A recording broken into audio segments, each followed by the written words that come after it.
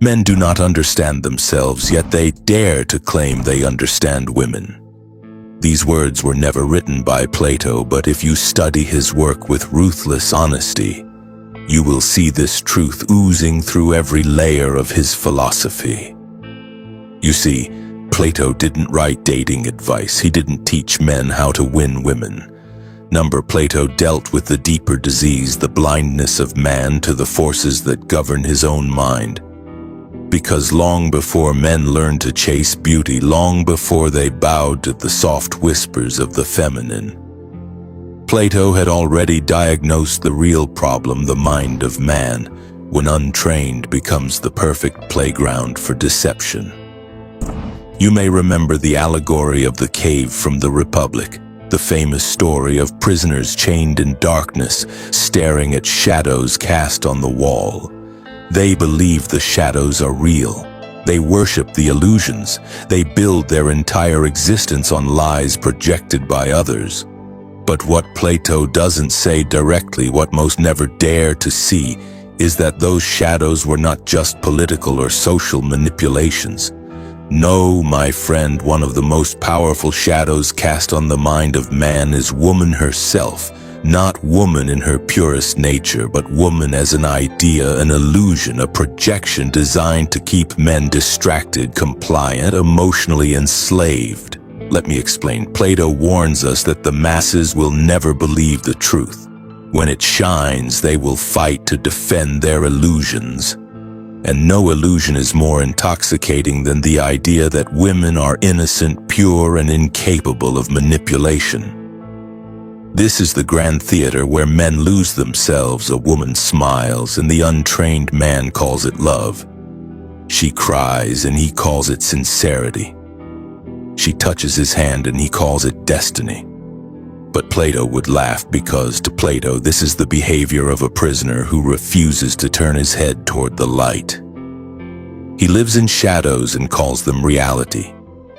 You see, Plato argued that true knowledge begins when you recognize you know nothing. The beginning of wisdom is the definition of terms. He wrote, "But how many men define woman based on what she shows rather than what she is? How many men investigate the nature of feminine influence as rigorously as they study business, politics, or warfare? None.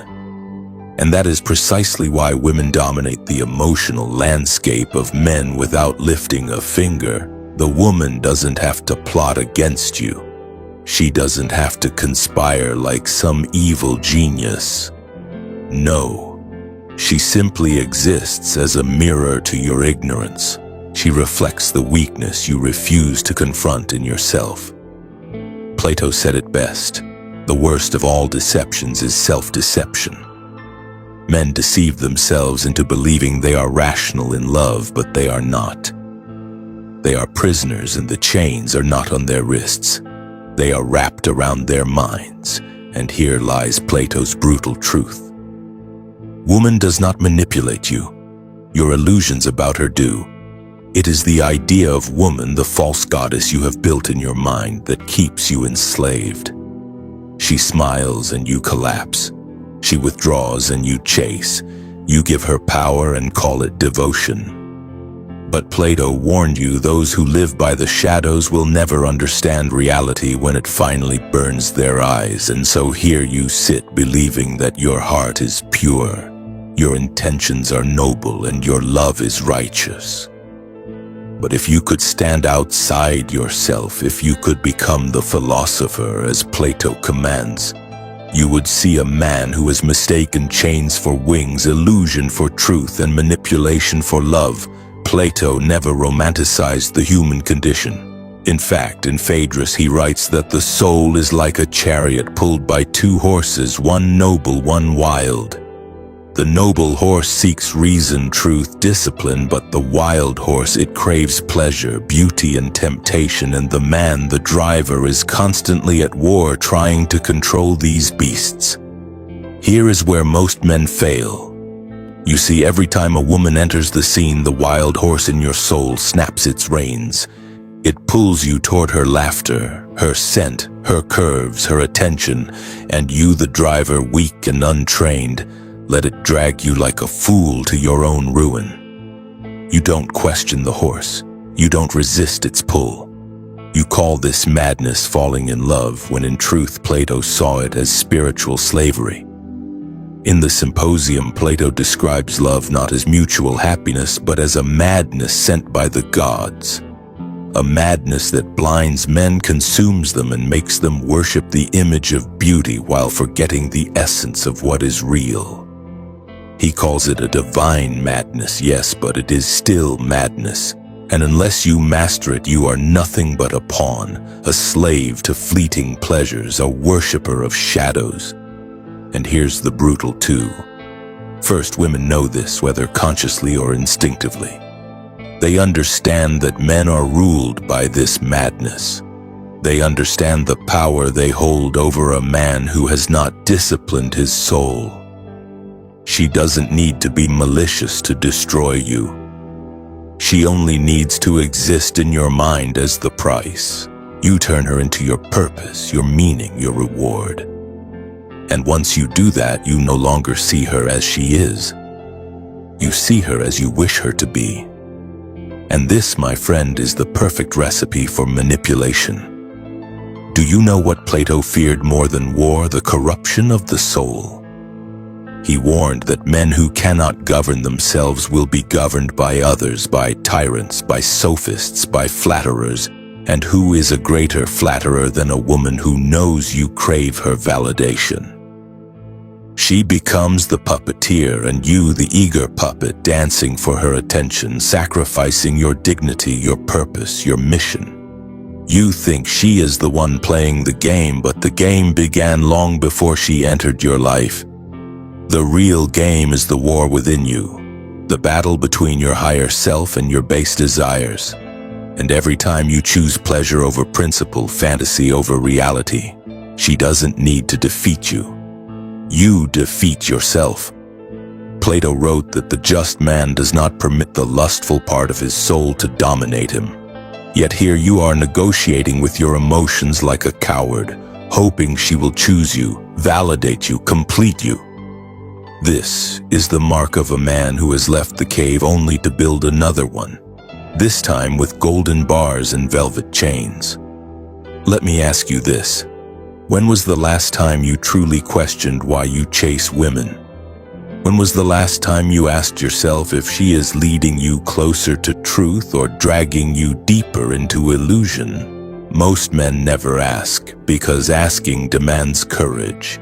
It demands you admit that you've been wrong, that you've been fooled, that the stories you tell yourself about love, devotion, and destiny are nothing but smoke and mirrors. And until you face that reality, until you stand like the philosopher and look directly into the light of truth, you will remain a slave not to women, but to the idea of women that you refuse to question. Plato understood that society is built on narratives, on myths designed to keep people obedient to the system, and nowhere is this more evident than in the narrative men have been fed about women. You've been told they are your better half. You've been told they complete you. You've been told they hold the keys to your happiness. But Plato knew better. In the Republic, he makes it clear the masses must be ruled by those who have seen the truth. Yet the tragedy is, most men never become rulers of their own minds. Let me reveal to you the real structure of the game. Plato saw the human soul as divided into three parts: reason, spirit, and appetite. Reason seeks wisdom and truth. Spirit seeks honor and recognition. Appetite seeks pleasure and comfort. Most men, when it comes to women, live entirely in the appetite. She smiles, you feel pleasure. She gives you attention, you feel validated. She touches your body, you feel alive. But this is the lowest part of your being, the part Plato warned must be ruled by reason, or it will drag you into ruin. And this is why women have such terrifying influence over weak men. She doesn't need to challenge your mind. She doesn't need to respect your mission. All she needs to do is feed your appetite, and you will sell your soul for another taste, like a man lost in the desert. You will crawl on your knees begging for drops of validation while she stands over you, holding the water you once had the power to create for yourself. You think I exaggerate? Look around. Men betray their families for a stranger's touch. Men destroy their empires for the approval of a woman who doesn't respect them. Men kill themselves because she left. What greater proof do you need that you are ruled by the lowest part of yourself? And here is Plato's greatest warning, hidden in plain sight. No man is free who is not master of himself. If you have not mastered your appetites, your cravings, your desire for validation, you are not free. It does not matter how much money you have, how many followers you gain, or how many women you attract. If they can break you with a glance, you are still a prisoner. But there is more in the laws. Plato argued that the downfall of a city begins when men allow pleasure to rule over discipline. And what is society today, if not a graveyard of men who have sacrificed their strength on the altar of feminine approval? You see it in politics, you see it in religion, you see it in culture. Men bowing, apologizing, submitting not to truth, not to principle, but to the fear of losing her. Plato never taught men to hate women. He taught men to see clearly the woman is not your enemy. She is a reflection of your ungoverned soul. She plays the game because you invited her to the table blind, desperate, unprepared, but you can flip the board. You can rise from the cave. You can reclaim the throne of your mind, but only if you dare to face what most men fear the most, the truth about themselves. Let me tell you something Plato hinted at, but the modern world refuses to accept. Women test men for one reason only: to reveal weakness that already lives in him. She is not the cause of your collapse. She is the mirror showing you who you truly are when your ego is stripped bare. Plato in Gorgias makes it devastatingly clear when he says it is better to suffer injustice than to commit it. Why? Because the man who commits injustice proves he has no mastery over his desires. And here is the irony most men never understand. When you chase a woman, compromise your values, betray your mission, and beg for her validation, you are committing injustice against your own soul. You think you're serving love. You think you're fighting for her, but in reality you are violating yourself. Plato taught that the greatest harmony a man can achieve is to rule himself with reason, to align his actions with truth, not temptation. And yet, look at how society programs you to betray this law. You're told to fight for her, to never give up on love, to prove you're a real man by sacrificing everything for her approval. But Plato warned about this exact manipulation in the Republic. He calls it the rule of the many by the persuasive flatterers, and who flatters your delusions better than a woman who feeds your ego while you surrender your mind. You see, women have learned, consciously or not, that a man addicted to validation will always be easy to control. She doesn't need to use logic. She doesn't need to defeat you in argument. She only needs to look you in the eye and make you feel like a king, and you'll do the rest. You'll destroy yourself for her attention, thinking you're chasing love when you're actually chasing your own emotional slavery. Plato didn't just talk about the individual man. He warned about civilizations collapsing when men surrender discipline for pleasure. He saw this pattern in the fall of Athens. He watched leaders compromise principles to please the masses, just as modern men compromise their souls to please women. The sickness is the same. The disease of the untrained soul always ends the same way: collapse. But Plato also gave the cure. He taught that the highest purpose of a man is to pursue the good, to climb out of the cave, to face the light, even if it blinds you, even if it burns away everything you thought was real. And here is what most men will never do. They will never dare to see the woman not as a goddess, not as a curse, but as a mirror showing them their undisciplined appetites, their fragile egos, their desperate need to be seen. Do you have the courage to face that reflection? Do you have the strength to stand not as a beggar, not as a slave, but as a man who governs himself first? Because until you do, you will always be played. You will always fall for the game because you refuse to master the player within you. And when you finally see this, when you finally stand in the light, Plato spoke of you will never look at women the same way again. Most men live in terror of losing a woman's favor, but Plato teaches you to fear something far worse, the loss of your own soul. He writes in Phaedo, the soul takes on the character of the actions it pursues. In other words, if you spend your life chasing validation, your soul becomes weak. If you make her attention your highest pursuit, your soul shrinks into something petty, something small, something unworthy of greatness. Let me make this even more brutal. Every time you bend your values to keep her, every time you silence your truth to please her, every time you sacrifice your mission for her emotions, you are not loving her. You are betraying yourself. And Plato makes it clear. Betrayal of the self is the root of all injustice. Why do you think tyrants rise? Why do you think civilizations fall? Because men refuse to govern themselves. Because men would rather serve pleasure than truth. Because men would rather chase shadows than face the light. And women, consciously or not, test men to expose this exact weakness. She pushes your boundaries to see if you'll hold the line. She withholds affection to see if you'll beg. She challenges your convictions to see if you'll betray them just to keep her around, and every time you fold, she loses respect for you, because deep down, she knows a man. Man who cannot rule himself cannot rule anything. Not his life, not his future, not his legacy.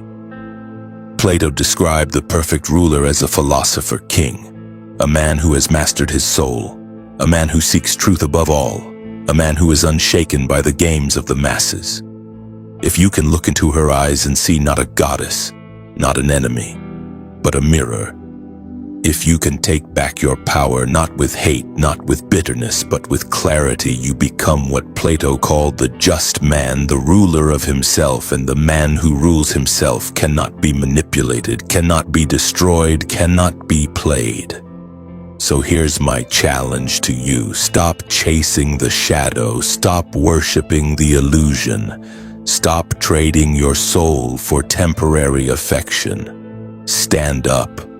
Look in the mirror, face the parts of yourself you've been too afraid to confront, and when you do, you will never again fear the games women play, because you will have outgrown the need to play at all. If this message lit a fire in your soul, if it shook you awake in ways you didn't expect, don't let it end here. Take a moment right now to like this video, share it with a man who needs to hear it, and subscribe to this channel. We are building a brotherhood of men who refuse to live in the shadows. Men who dare to rule their minds, their lives, and their destiny. Support us by following the link in the description. Join us on this journey toward truth, mastery, and freedom. Because the world doesn't need more men chasing illusions. It needs more men who have the courage to see,